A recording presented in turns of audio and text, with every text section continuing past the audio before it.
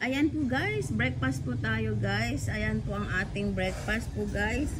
3 pirasong biscuit po guys. Tapos persimmon po tayo. Ayan, hinati ko na siya. Ayan po guys. Yan, hindi siya masyadong hinog po to guys. Parang manibalang-blang po siya. Para sarap yan guys. Tapos mayroon po tayong milk na Anlin. Ayan. Kasi kailangan ko ng Anlin guys. Ayan po. Para naman tumibay-tibay po ang ating mga buto-buto. Ay, kailangan po na siya natin ng Anlin. Anlin milk yung kinuha natin. Tapos eto guys. Tara guys. Almusal po tayo guys. Yan, sausaw natin dito guys.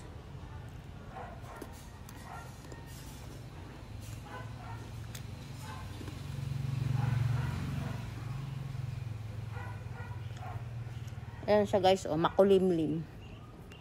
Nakauulan mamaya siguro.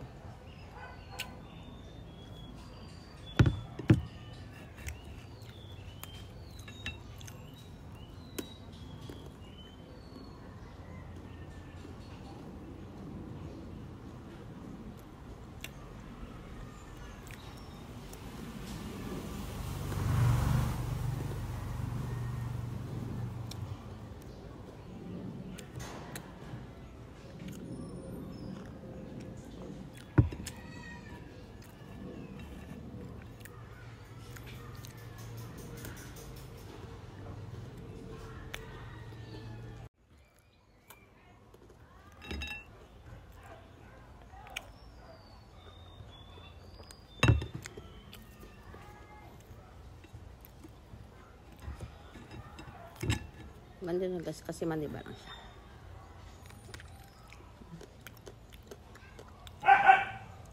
Hindi pa siya yung talagang hinog na hinog po guys. Pero ang sarap nito guys.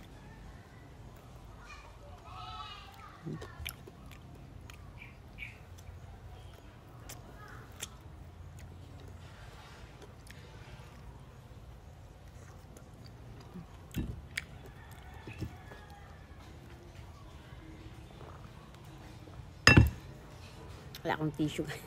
Ayan po guys. Thank you guys for watching. Bye!